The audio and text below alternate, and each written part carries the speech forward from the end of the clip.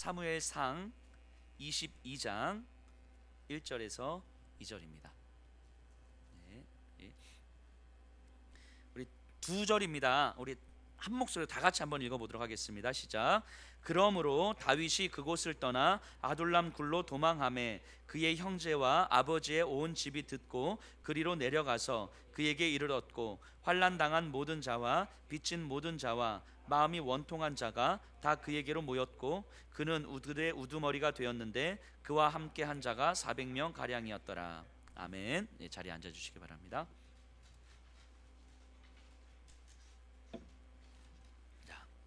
우리 지난주 사무엘상 21장을 하면서 다윗이 광야로 도망을 갑니다. 사울로부터 쫓겨서 블레셋 가드 왕에게 망명하려고 했다가 여의치 않자 미친놈처럼 연기를 합니다. 침 질질 흘리면서 연기를 하다가 그래서 쫓겨나는 거예요. 그러니까 자신의 마지막 남은 자존심까지도 다 내팽개치고 의지했는데 그것도 안 된 거죠. 그래서 더 이상 갈 곳이 없어서 불가피하게 광야로 다시 들어가는 거예요. 깊은 어둠의 터널로 다시 들어가는 다윗입니다. 이제는 앞날이 보이지 않고요, 깜깜하고 절망이에요. 광야로 쫓겨가면서 다윗은 과연 정말 어떤 마음이었을까? 이러지 않았을까 싶어요. 정말 당신 하나님 정말 살아계시는 분이십니까? 하나님은 정말 나에게 어떤 분이십니까? 이게 원망 가득한 목소리로 하나님 앞에 부르짖었을 거예요. 왜냐하면 다윗은 하나님을 아는 사람이잖아요. 다윗은 골리앗을 이긴 사람인 거죠. 하나님의 능력을 경험하면서 이미 하나님을 경험했고 이미 하나님을 알고 있는 다윗이에요. 그 다윗이 아마 광야 한가운데서 정말 당신은 살아계신 겁니까? 아마 이렇게 외치지 않았을까 싶어요. 이런 묵상을 한번 해봅니다. 다윗 그렇게 원망하고 무기력하게 앉아있는 다윗을 바라보면서 야, 골리앗을 이기게 하신 하나님을 경험한 다윗, 너가 어떻게 그렇게 무기력할 수 있어? 하나님이 너를 이제까지 승승장구하게 하시면서 얼마나 많이 만나 주셨는데 너 어떻게 그럴 수 있어? 라고 말할 수는 있겠지만, 그렇게 이야기할 수는 있겠지만, 지금 이 순간에는 다윗에게는 그런 소리 안 들려요. 그런 소리 안 들립니다. 그런 소리는 정말 아무 의미가 없어요. 아무리 하나님을 만났고 아무리 하나님에 대한 이야기를 해도 지금 이 순간 다윗에게는 어떤 소리도 지금 안 들리는 거예요. 우리도 그럴 때가 있죠. 하나님 분명히 알죠. 예수님 만났고 헌신도 했고 하나님에 대한 경험도 많은데 어느 순간 내가 절망 가운데 있을 때 아무리 옆에서 옳은 소리를 하고 그래도 너 하나님 앞에 일어나야지 라고 이야기하는데 그것이 아무리 맞아도 그 말이 아무 의미 없이 나에게 들리는 거죠. 왜냐하면 내 안에 문제와 절망으로 가득 차 있기 때문인 거예요. 다윗도 마찬가지예요. 자기 안에 외침만이 있을 뿐입니다. 그래서 정말 당신 하나님 맞습니까? 하나님 당신 지금 어디에 있는 것입니까? 라고 외치거나 아니면 이 외침조차도 하지 못하고 그냥 그렇게 주저앉아 있을 수밖에 없는 거예요. 그게 지금 다윗의 상황이었을 것 같아요. 근데 이때 다윗에게 하나님의 깨달음이 주어집니다. 어떤 깨달음이었냐면 지금 이 상황이 나를 향한 하나님의 기다림이었구나 라는 것을 깨닫게 돼요. 원망이든 기대감이든 좌절감이든 그것이 무엇이든지 오직 하나님만으로 설명할 수 있도록 하기 위해서 나를 기다려 주신 것이구나. 내 마음이, 내 원망스러운 마음이 가득하다 할지라도 지금 이 상황, 이제까지 지낸 상황이 하나님으로만 설명할 수 있도록 하기 위해서 내가 하나님 아닌 다른 것들로 내 노력과 내 의지와 주변의 사람들의 도움으로 내가 여기까지 왔습니다. 이 위에 하나님의 은혜가 더 있었습니다. 이런 거 말고 그냥 오직 하나님의 은혜로만 설명할 수 있도록 하기 위해서 하나님이 이제까지 기다린 것이구나 라고 하는 기다림에 대한 하나님을 깨닫게 됩니다. 그래서 지은 시편이 몇 편이라 했습니까? 시편 34편이라고 지난 시간에 제가 말씀드렸습니다. 너희는 여호와의 선하심을 맛보아 알지어다. 이 광야 한가운데에서 다윗이 너희는 여호와의 선하심을 맛보아 알지어다 이렇게 고백하는 거예요. 자, 부부가 대화를 합니다. 어느 날 저희 아내가 저한테 이렇게 얘기를 하는 거예요. 나는 당신 너무너무 사랑해. 그리고 옆집 남자도 너무너무 사랑해. 자, 이 상황이 지금 이해가 되시나요? 자, 이걸 사랑이라고 받아들이시나요? 이런 거 사랑이라고 받아들이지 않죠? 혹시 사랑으로 받아들이시는 분들 계세요? 자, 당신 너무너무 사랑하고 당신만큼 옆집 남자도 너무 사랑해. 자, 이런 건 사랑 아닌 거잖아요. 그죠? 근데 어느 날 아내가 그렇게 이야기를, 저희 아내가 그렇게 이야기하진 않습니다. 자, 그렇게 이야기를 하는 거예요. 자, 그런데 남편이 이제 기다리는 거예요. 옆집 남자만큼 나를 사랑하는 게 아니라 나만 사랑해 주기를 계속 기다리고 옆에서 항상 지켜줍니다, 남편이.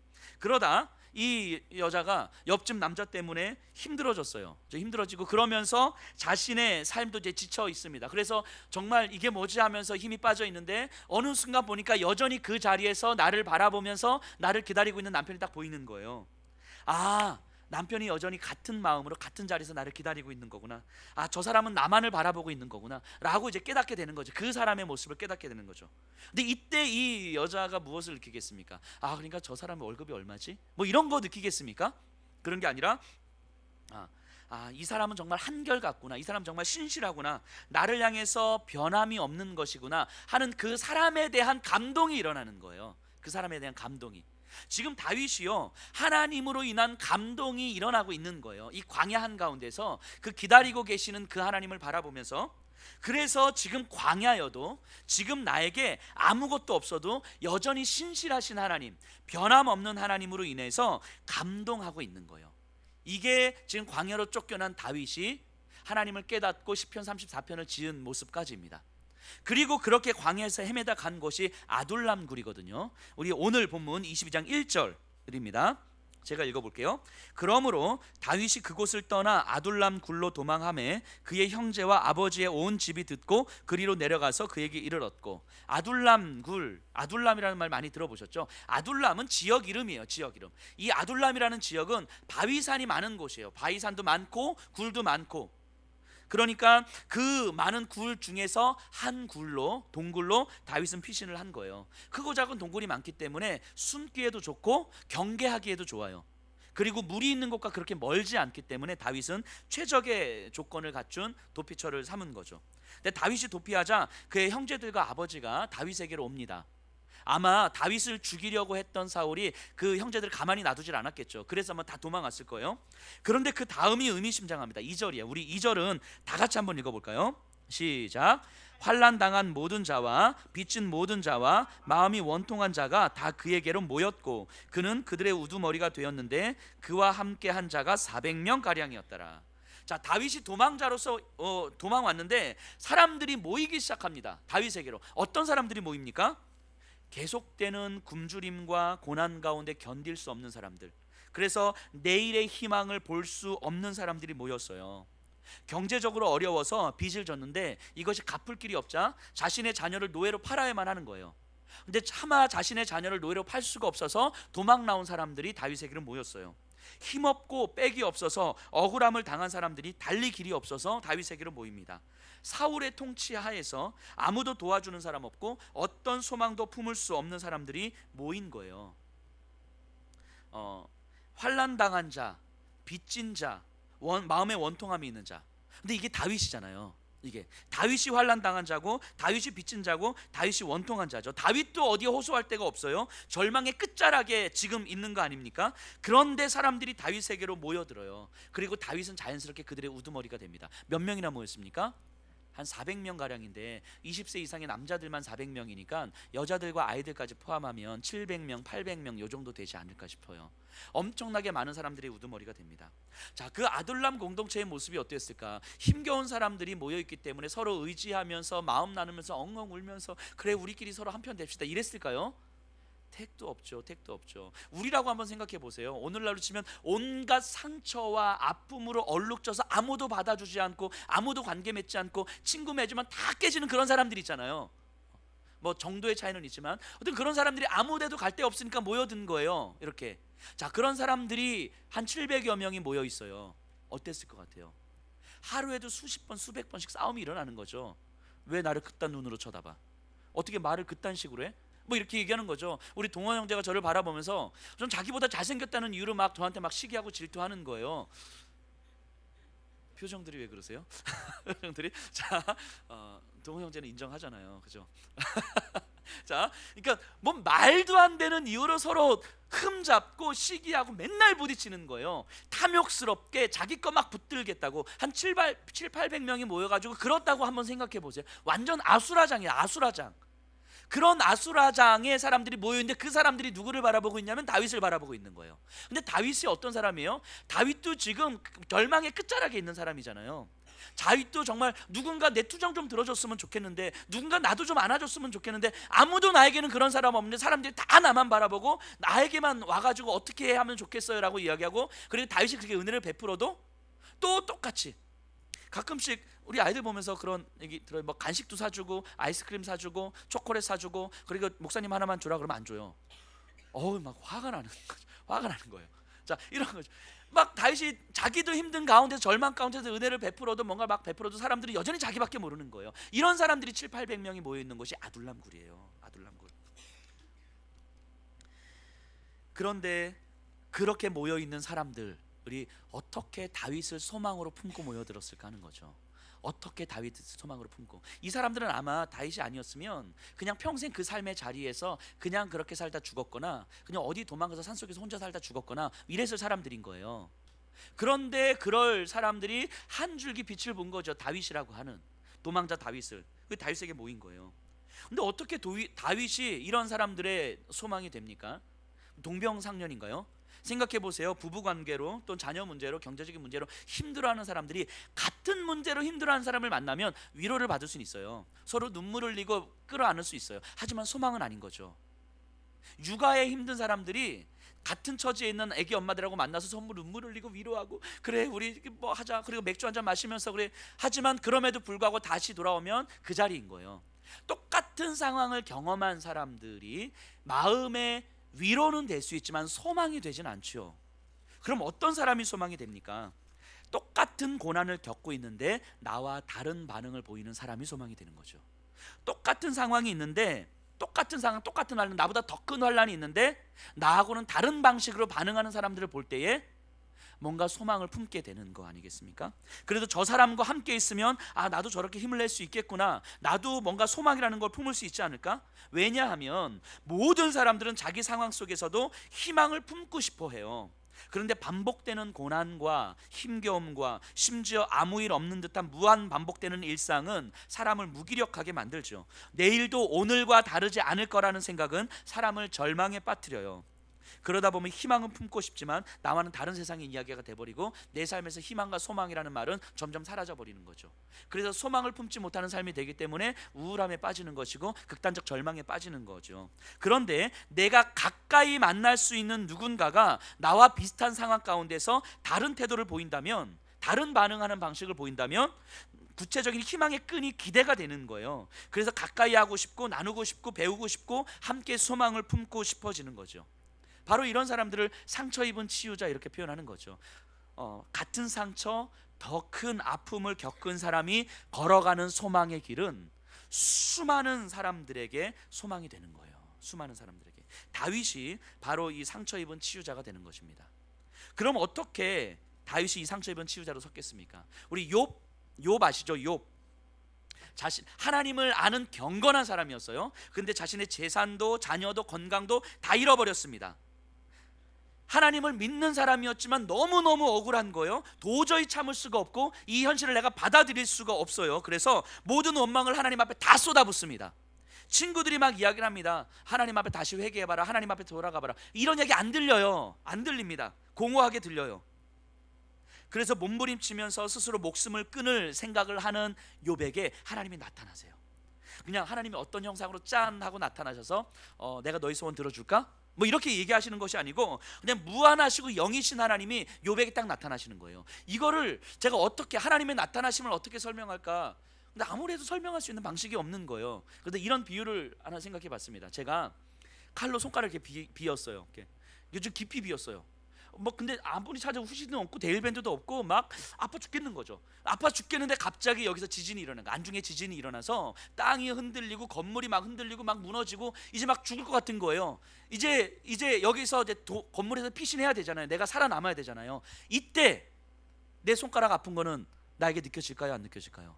안 느껴지는 거예요. 손가락이 아파서 죽을 것 같았는데, 이 손가락 아파서 아무것도 못할 것 같았는데, 이 죽을 것 같은 지진 앞에서 손가락이 아무것도 아닌 것처럼 여겨지는 거예요. 이런 거예요. 이런 거. 욥에게 나타나셨던 하나님. 그래서 하나님을 경험한 욥은 내가 죽을 것 같고 그래서 내 생명을 이제 끊어야 되겠구나 라고 하는 데까지 갔는데, 그 하나님이 딱 나타나셨는데 그 하나님 앞에서 욥은 어느 순간 이 내가 죽을 것 같은 이 상황이 정말 아무것도 아닌 것처럼 여겨지는 거예요. 이게 뭐 고난이 작다 뭐 이런 게 아니에요. 고난은 우리에게 너무너무 큰 문제예요. 힘겨움은 우리에게 너무너무 큰 문제고, 무기력함과 절망은 우리에게 너무너무 큰 문제인데, 그것이 창조주 하나님, 이 땅에 기초를 놓으신 그 하나님이 나타나셔서 하나님 앞에 내가 딱 설 때에 어느 순간 그 무한하신 하나님 앞에서 이것이 아무것도 아닌 것처럼 여겨지는 거죠. 그래서 욥이 그 하나님 앞에 섰을 때 아무 이유 없이 그냥 무릎 꿇고 회개하는 거예요. 욥이 그 욥기에 보면요, 욥이 하나님 앞에 왜 무릎 꿇었는지 설명이 되질 않아요. 그냥 하나님 만나고 나서 그냥 바로 무릎 꿇어요. 왜냐하면 이 하나님을 경험한 거거든요. 이 하나님을, 무한하신 하나님을. 다윗은 광야에서 이런 하나님을 만난 거예요. 이런 하나님. 그런데 이제 여기서부터 문제가 생깁니다. 자, 이 지진이 났는데 이제 지진이 막 사라졌어요. 이제는 지진이 이제 딱 멈췄습니다. 이제 살았잖아요. 그때 나에게 느껴지는 건 뭘까요? 손가락이죠. 이해되시죠? 손가락이죠. 손가락. 칼로 베인 손가락. 이 지진이 났다고 해서 이 손가락이 아무는 건 아닌 거잖아요. 지진이 지나고 나서 나에게는 다시 손가락의 아픔이 느껴지는 거예요. 또 다시 시간이 지나면은 이게 후시든 자꾸 데일밴드 자꾸 막 아파 죽겠네 막 이러고 있는 거예요. 이게 우리의 모습이죠. 하나님을 만났고 하나님에 대한 경험이 있음에도 불구하고 여전히 또다시 내 일상으로 돌아왔을 때는 무너지고 지치고 주저앉아 있게 되는 거예요. 이게 신앙생활하는 우리들의 가장 큰 문제이자 고민 아닙니까? 하나님을 분명히 알고 하나님을 분명히 경험했음에도 불구하고 지금 내 손가락 아픈 게 전부인 삶을 살아가는 거. 근데 이 삶이 계속 무한 반복되는 거예요. 그리고 지금 그냥 이대로 있었으면 좋겠는 것. 근데 여기서 매우 중요한 신앙의 영적 원리가 하나 나오는 거예요. 삶에 지쳐있는 나에게 하나님과의 만남은 완전히 하나님 앞에 몰입하게 만드는 거예요. 이게 하나님의 임재예요. 하나님의 임재는 하나님께 몰입하게 만드는 것. 그런데 그 하나님과의 만남이 내 영혼의 기억으로 남아있게 되면 또다시 나는 지친 삶을 살게 되는 것입니다. 하나님과의 만남이 내 영혼의 기억으로 남아있는데, 그렇기 때문에 내 삶은 여전히 지친 삶을 반복하고 있는 거예요. 그래서 때로는 내 삶이 지쳐서 하나님을 다시 만나고 싶고 내 영혼에 기억되어 있는 그 하나님과의 감격을 다시 한번 끄집어내고 싶은데 내 삶이 그걸 가로막고 있는 거죠. 내 경험이 가로막고 있고 내 마음이 가로막고 있는 거예요. 그러나 확실한 건 하나님은, 내 영혼에 새겨진 그 하나님과의 경험은 나를 절대로 포기하지 않으신다는 믿음이 내 안에 있는 거죠. 근데 이 믿음이 내 안에 조금씩 일어나기 시작하면 어느 순간 나도 주님을 향해서 손을 내밀고 있는 거예요. 하나님, 이 삶에 지쳐서 무기력해져 있어서 하나님, 내가 그냥 이렇게 주저앉아 있는데 내 영혼에 기억되어 있는 그 하나님이 있지 않습니까? 하나님과의 감격이 나에게는 분명히 있지 않습니까? 이 영혼의 감격을 하나님 나에게 끄집어내 주시옵소서 라고 손을 내밀고 있는 거죠. 이거는 어찌 보면 내 의지의 표현이기도 하지만 엄밀하게 말하면 의지적으로 하나님 앞에 손을 내미는 것이 아니라 내가 경험했던 내 영혼의 기억, 하나님의 영광스러움에 대한 소망인 거예요. 소망. 다윗의 상황으로 오면요, 하나님의 영광스러움과 이 상황을 아무것도 아니게 만드시는 그 하나님에 대한 경험은 다윗을 그냥 주저앉아 있게 하지 않아요. 내 작은 상황이 하나님의 영광을 가릴 수 없다는 걸 분명히 알기 때문인가, 경험하고 있기 때문인 거예요. 내 작은 상처와 아픔이 하나님의 임재 가득함을 막을 수 없다는 걸 알기 때문인 거예요. 그러니까 하나님께 하나님을 놓치지 않게 해주세요. 하나님을 놓치지 않게 해주세요 라고 매달리게 되는 거죠. 어제 제가 비니하고 이제 산에 다녀왔거든요. 서봉산에 다녀왔어요. 비니는 우리 야트막한 산을 생각하고 왔는데 서봉산 이렇게 언덕 올라가니까 이제 이 초등학교 2학년 아이가 가다 보니까 아빠 힘들어 죽겠어 막 이러면서 올라오는 거예요. 근데 그만 올라갔으면 하는 강한 바람을 나한테 어필을 했는데 또 제가 그 말을 들을 아빠가 아니죠. 그래서 비니 이제 쭉 계속 올라갔어요. 물론 정상까지는 못 올라갔는데, 그러다 보니까 비니가 제 손을 계속 잡는 거예요. 지가 힘드니까 제가 이렇게 손 내밀면 지가 계속 잡는 거예요. 그런데 애가 힘이 없으니까 손을 계속 놓는 거죠. 힘이 없으니까 미끄러지고 처지고 미끄러지고. 그러다 안 되니까 제가 비니 손을 딱 잡았습니다. 제가 잡아야 안 놓치니까. 근데 제가 잡고 쭉 끌고 오는데도 계속 처지는 거예요. 그런데 문제는 뭐냐면요, 비나 아빠가 잡고 있으니까 아빠 손 잡아봐 라고 했는데, 제가 비니 손을 자꾸 끌고 가는데 처지다가 제가 잡고 있는 걸 알고 비니가 제 손을 딱 잡을 때요, 희한하게 힘이 생기는 거예요. 이해되시나요? 비니가 제 손을 잡을 때는 항상 미끄러지고 처지는 거예요. 근데 제가 비니 손을 잡고 올라오면 끌려 올라오긴 하는데 계속 처지고 더 힘든 거예요. 근데 제가 딱 잡고 있는데 잡고 있는 걸 알고 제 손을 잡으면 힘이 생기는 거예요. 힘이. 이게 영적인 원리예요. 우리는 우리가 하나님을 잡으려고 하면 안 돼요. 우리가 하나님을 향하여서 내 의지를 표하고 열정을 품어내, 아무리 열정을 품어내도 가다 보면 지치게 마련입니다. 그러다 보면 내 힘으로 하나님을 잡을 수 없다는 것이 깨닫게 되고, 도저히 내가 하나님을 찾을 수 없다는 것이 깨닫게 되고, 내가 할 수 있는 것이 아무것도 없다는 것을 깨닫게 될 때까지 주님은 기다리시다가, 그때 내가 너를 여전히 잡고 있었던 거야 라고 말씀해 주시는 거죠. 하나님이 나를 딱 잡아주시는 거예요. 그리고 거기서 끝나면, 또 시간이 지나면 또 우리는 무기력한 삶을 또 사는 거거든요. 근데 주님이 나를 붙잡고 있음이 내 안에 경험이 되어질 때에, 그때 내가 주님 손을 다시 붙잡는 거예요. 그러면 우리에게 희한한 힘이 나오는 거죠. 희한한 힘이. 우리는 때로는 양극단의 모습으로 살아가기도 해요. 내 열정을 품고 하나님을 섬기려고 하는 모습, 아니면 하나님이 나를 붙잡아 주실 테지 하면서 무기력하게 앉아있는 모습, 이 양극단의 모습으로 있으려고 해요. 하지만 하나님이 나를 붙잡아 주심은 나로 하여금 하나님을 붙잡게 만드는 거예요.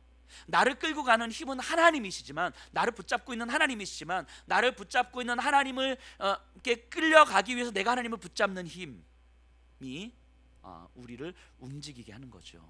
이것이 신앙이 성장하는 과정인 거예요. 그러자면 그냥 끌려가는 방식은 끌려가긴 하지만 성장하진 않는 거죠. 이게 신앙의 성장의 영적 원리입니다. 그것을 다윗은 깨달은 거예요. 그래서 다윗이 아둘람 굴에서 지은 시가 있어요. 두 편인데요, 시편 57편과 시편 142편입니다. 우리가 다윗의 삶을 보면서 다윗이 이때 34편을 지었구나, 이때 57편을 지었구나, 이때 142편을 지었구나, 이런 것들을 알고 있으면 나중에 시편을 우리가 볼 때에 더 입체감 있게 볼 수 있지 않을까 싶습니다. 시편 142편 4절에 보면 이렇게 나와요. 오른쪽을 살펴보소서, 나를 아는 이도 없고 나의 피난처도 없고 내 영혼을 돌보는 이도 없나이다. 142편에서는 하나님을 향해서 계속된 원망을 합니다. 하나님, 내 주변에 아무도 없습니다. 아무도 내 영혼을 돌보는 이도 없습니다. 하나님, 내가 어찌해야 되겠습니까? 하나님이 나를 구해 주시지 않으면 어떻게 합니까? 이렇게 원망하지만 결국 하나님의 구원은 아직 경험이 되지 않는 거거든요. 시편 142편에서 아둘람 굴에서 다윗은 계속해서 하나님을 향해서 이렇게 원망을 하고 있는 것 같아요. 그러다가 시편 57편을 쓰거든요. 57편 잠깐 우리 한번 살펴볼까요? 시편 57편.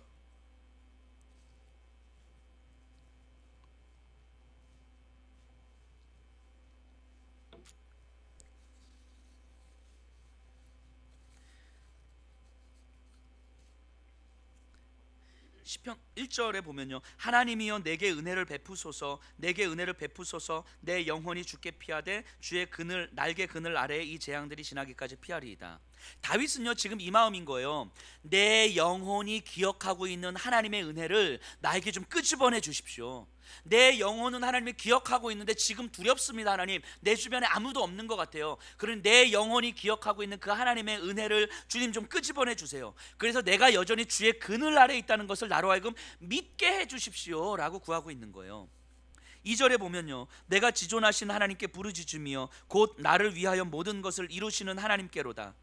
하나님은 나를 위하여 모든 것을 이루시는 분 아닙니까? 내가 그거 경험한 거 아닙니까? 나를 위하여, 하나님을 위하여 골리앗도 무너뜨리신 분 아닙니까? 내가 가는 곳마다 블레셋을 이겼고, 내가 가는 곳마다 전쟁의 승리가 있었고, 그럼으로써 살아계신 하나님이 높아졌고, 사람들은 나를 하나님의 사람이라고 본 거 아닙니까? 하나님은 나를 위하여 모든 것을 하실 수 있는 분 아닙니까? 그 경험과 기억이 나에게 선명하게 있는데 지금 내가 이렇게 무기력하게 주저앉아 있습니다. 주님, 나의 영혼이 기억하고 있는 그 하나님의 은혜를 좀 끄집어내 주십시오 라고 얘기하고 있는 거예요. 4절에 보면요, 내 영혼이 사자들 가운데 살며 내가 불사르는 자들 중에 누웠으니 곧 사람의 아들들 중에라. 그들의 이는 창과 화살이요 그들의 혀는 날카로운 칼 같도다. 내 영혼과 몸이 사자의 공격 앞에, 창과 화살의 공격 앞에 놓여져 있습니다.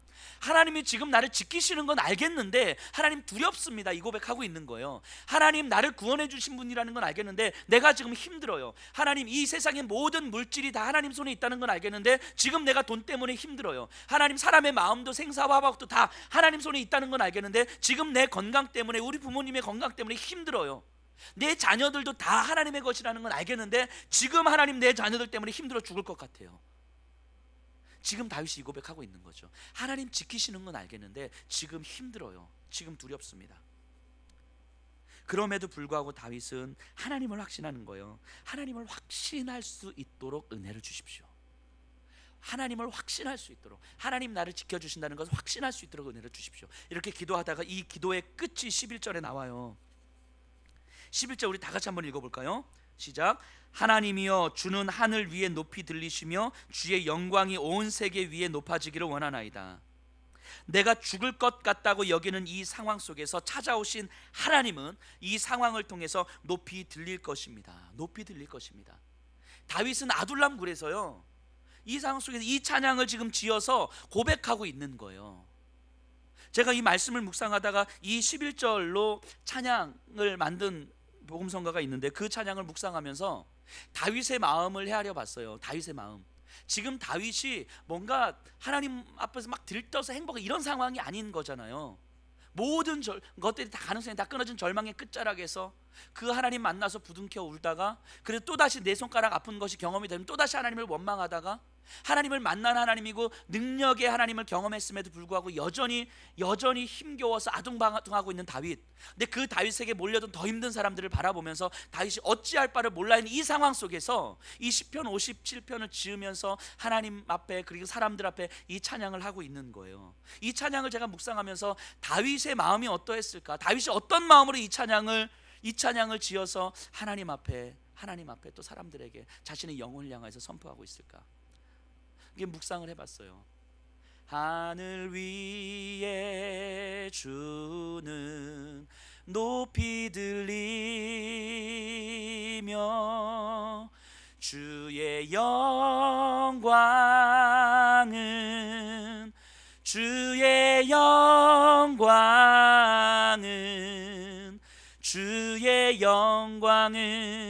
온 세계 위에. 이 고백을 하는 다윗의 마음이 어떠했을까요? 여전히 우리는 고난과 상황 앞에서 흔들립니다. 하지만 하나님은 우리의 의지를 하나님을 향해 사용하기를 원하시는 거예요. 열심히 해라 이런 게 아니에요. 하나님의 영광을 기억하기 위해서 내 의지를 사용하라고 말씀하시는 거예요. 내 영혼이 기억하고 있는 그 하나님의 영광을 위해서 사용하라고 말씀하시는 거예요. 그 내 영혼에 기억되어 있는 그 하나님의 은혜가 내 안에서 끄집어내질 때에 다윗의 입술 가운데 주의 영광은 이 상황 가운데, 이 세계 가운데 높여질 것입니다 라고 이야기를 하는 거예요.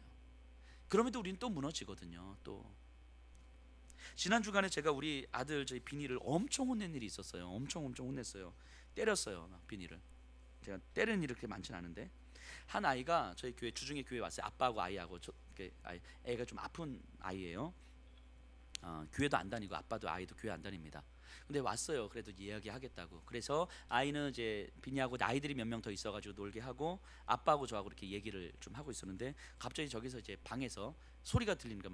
야! 뭐 이런 소리가. 보니까 그냥 이렇게 비니 딴에는 이제 이 아이가 이제 비니 것을 만지니까 몇 번 얘기했는데 계속 만지니까 막 하지 말라고 막 소리를 막 지르고 있는 거예요. 이제 이 좀 아픈 아이인데. 그래서 제가 이제 비나 아니야 그만 이거는 같이 나누는 거야라고 했는데 이제 비니 딴에는 이제 자기 것을 계속 건드리니까 이제 분에 이제 못 이겨서 막 이제 소리를 지르고 있는 거예요. 계속. 그래서 어쨌든 이제 말려놓고 또 아빠하고 이 아이를 또 보내고 그 이제 비니를 제가 따로 불러가지고 엄청 혼냈어요. 막 이제 때리면서 이렇게 막 저기 새가족실에서. 그리고 혼내고 나서 제가 왜 혼냈을까 제 생각을 했거든요. 이런 생각이 들었던 거예요. 그 아이가 아주 교회도 모르고 예수님도 전혀 모르는 아빠하고 아이인데 이 아이가 교회에 와가지고 교회를 어떻게 생각할까, 이런 생각을 제가 했던 것 같아요. 교회를 어떻게 생각할까. 그러면서 제가 막 화가 났던 것 같아요. 제가 화가 났고 그래서 이놈의 새끼가 이러면서 막 화가 났던 것 같아요. 그런데 또 좀 이따 이제 생각을 해보니까 이런 마음이 들었어요. 그럼 비니는 교회를 어떻게 생각할까? 비니는 사역자가 아니잖아요. 아이잖아요. 아이. 여전히 아이잖아요. 또 한 명이 성도인 거잖아요.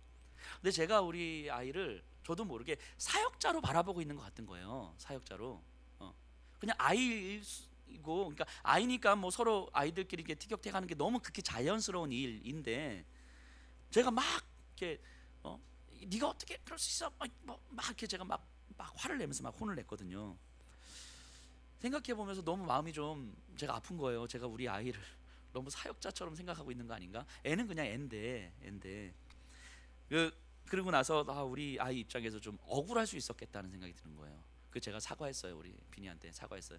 비니 아빠가 미안해 하고 이제 사과했는데 그 마음에 이런 마음이 드는 거예요. 제가 이제 목회자로서 영혼을 사랑한다 하면서 꼭 놓치는 사람들이 있어요. 제가 모든 분들을 위해서 기도한다 하면서 덜 신경 쓰게 되는 영혼들도 있어요. 그러면 안 되는데, 그러니까 안 그러고 싶은데도 불구하고 잘 안 돼요. 그 영혼들을 품고 사역을 하다 보면 정말 나도 모르게 좀 이렇게 덜 신경 쓰시는 분들도 계시는 거예요. 안 그러고 싶은데 안 되는 거예요. 그래서 매번 기도하고 매번 하나님 앞에 매달리고 또 다시 연락하고 찾아가고 또 이렇게 하기도 하는데, 그럼에도 시간이 지나면 또 누군가 또 놓치고 있는 거예요. 근데 그러다 보니까 이게 저한테는 좀 스트레스가 돼요. 하나님, 제가 왜 이러죠? 하면서 스트레스가 되는 거예요. 힘이 들고 마음이 지치기도 하고. 그래서 제가 할 수 있는 건 계속해서 좀 기도하는 거죠. 하나님, 안 되니까, 내가 안 되니까 저 좀 도와주시라고. 하나님, 제가 다 품고 싶은데 안 되니까 저 좀 도와주시라고. 하나님, 내가 좀 다 품었으면 좋겠다고. 그 내가 품을 수 없는 영혼들 정말 주님께서 제발 좀 품어주시라고. 제발 저 좀 도와주시라고. 안 그러면 내가 너무너무 스트레스 받고 너무너무 마음이 찢어서 정말 저 안 되겠다고 막 그렇게 막 기도를 해요. 그러다가 어느 순간 제 안에서 하나님, 정말 이 사람은 안 될 것 같아요. 정말 이 사람은 내가 더 이상 품을 수가 없을 것 같아요 라고 포기하는 그 순간이 있어요. 하다가 안 돼서. 저도 그런 사람입니다. 죄송합니다. 어쨌든 제 안에서도 막 하나님, 도저히 저 못할 것 같아요, 이제는 안 될 것 같아요 라고 포기하고 싶을 때가 있어요. 그래서 그냥 하나님 손에 맡기겠습니다. 이건 하나님 손에 맡기는 게 아니라 그냥 내가 포기하는 거잖아요. 그런데 그때마다 하나님은 내 영혼의 기억을 되새겨 주시는 거예요. 어떻게 해서 어떤 영혼들이 일어나고 변화되고 회복된 그 경험들이 그 내 영혼에 기억된, 그래서 하나님께서 한 영혼을 어떻게 일으키시는지를, 그 기억들, 내 영혼에 새겨진 그 기억들을 하나님께서는 새겨 주시는 거예요. 다시 일으켜 주시는 거예요. 그럼 또 다시 기도하는 거죠. 하나님, 저 못할 것 같아요, 쟤는 안 될 것 같아요 라고 했다가도 하나님 그 기억을 되살려 주시는 거죠.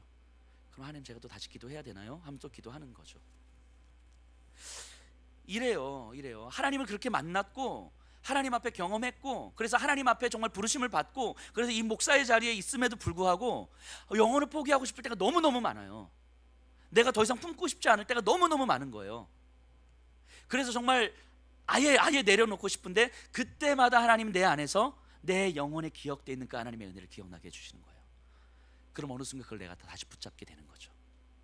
그래서 내 마음은 허락하지 않는데 내 영혼은 그것을 기억하라고 계속 말씀하시는 거죠. 그럼 어느 순간 내가 또 움직이고 있는 거죠. 그러다가 힘들고 지쳐서 안 된다 싶으면, 그럴 거면 하나님께서 좀 제발 좀 도와주시라고 그렇게 매달리기도 하고, 평생 이렇게 반복되는 것 같아요. 저는 감히 제가 다윗과 비교할 수는 없지만 그런 다윗을 보고 사람들이 몰려들었을 거란 생각을 하게 됩니다. 무너져요. 다윗도 무너집니다. 하지만 다윗 영혼 안에 새겨진 그 하나님의 은혜에 대한 기억들을 하나님 계속 새록새록 되새겨 주시는 거죠. 끌어내 주시는 거예요. 그럴 때마다 다윗도 힘들어 지쳐서 하나님, 나 이 사람들 포기하고 싶습니다 라고 이야기하지만, 어느 순간 포기할 수 없게끔 하나님이 다윗을 또 끌고 가시는 거죠. 영혼에 기억된 은혜들을 다시 한번 끄집어내 주시기 때문에. 그럼 그때마다 다윗은 또 매달리는 거 아니겠습니까? 그때마다 다윗은 또 무릎 꿇는 거죠. 하나님, 나 저 사람들 품고 싶지 않은데, 하나님, 나도 그냥 지쳐서 힘에 겨워 죽을 것 같은데 어떡하라고 하나님 나에게 이러시는 거예요 라고 이야기할 때에, 어느 순간 그 영혼 안의 기억들을 끄집어내 주시면서 하나님의 임재를 다시 한번 새겨주시는 거죠. 그러면 다윗은 그때마다 또 이를 악물고 눈물을 머금고 하나님 앞에 무릎 꿇는 거죠. 주님, 그럼 저 좀 도와주십시오. 주님, 이런 사람들 그럼 내가 좀 품을 수 있게 해주십시오. 그 다윗을 보면서 사람들이 몰려드는 거죠. 그렇게 해서 만들어진 공동체가 아둘람 공동체죠. 아둘람 공동체. 그리고 그 아둘람 공동체는 바로 오늘날의 교회라는 생각을 하게 됩니다.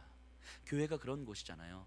온갖 상처와 아픔과 힘겨움과 지침과 절망 가운데 있는 사람들이 그래도 소망을 품고자 모여있는 곳이 교회 아닙니까? 그러니까 교회에서는 때로는 마음이 상하기도 하고 지침이 있기도 하고 갈등이 있기도 한 거예요. 그런데 그런 사람들이 모여있는데, 여기 있는 분들 중에서 어떤 한 분이 힘겨워 죽을 것 같은데 그 영혼 안에 기억된 하나님의 은혜가 어느 순간 생각이 나고 어느 순간 내 안에서 올라와서, 주님, 나보고 어찌하라는 것입니까? 라고 기도하다가, 그럼 주님 도와주십시오, 제가 기도하겠습니다 하는 그 한 사람으로 또 사람들이 모이기 시작하는 거죠. 그렇게 사람들이 모이는 거죠. 그렇게 우리가 가정에서 직장에서 있을 때 그런 분들을 통해서 또 사람들이 모이기 시작하는 거죠.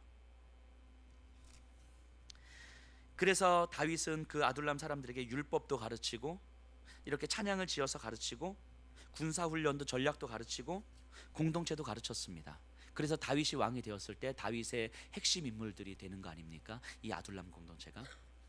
예수님을 기억하고 있는 우리들입니다. 지금 비록 지쳐 있어도 우리의 영혼은 주님의 감동을 간직하고 있는 사람들인 거잖아요. 여기 앉아 계신 분들은 하나님의 은혜를 이 영혼에 기억하고 있는 사람들인 거잖아요. 소망 없는 자들이, 상처와 아픔에 여전히 허우적대는 자들이, 경쟁에 지쳐서 무기력해져 있는 자들이 어디를 보고 소망을 품습니까? 우리 안에 기억된 하나님의 은혜를 조금씩 풍겨전해 보고자 몸부림치는 우리들을 보고 사람들은 몰려드는 것이고 소망을 품고 이 안에서 위로를 찾는 거 아니겠습니까? 그래서 여기 계신 분들이 소망이 되는 거예요. 여기 계신 분들이 위로가 되는 것이고 여기 계신 분들이 교회가 되는 거예요. 하나님은 우리를 이 다윗의 모습으로 세워주셨죠. 다윗의 모습으로 우리가 우리 안에 기억된, 우리의 영혼에 기억된 이 하나님의 은혜와 하나님의 경험을 우리 안에서 끊임없이 되새겼으면 좋겠습니다. 영혼의 기억을 살리기 위한 의지를 하나님 앞에서 우리가 펼쳤으면 좋겠어요. 그럴 때 우리는 누군가에게 소망이 되고 위로가 되는 것임을 하나님 우리를 그렇게 사용하실 것이라고 저는 확신합니다.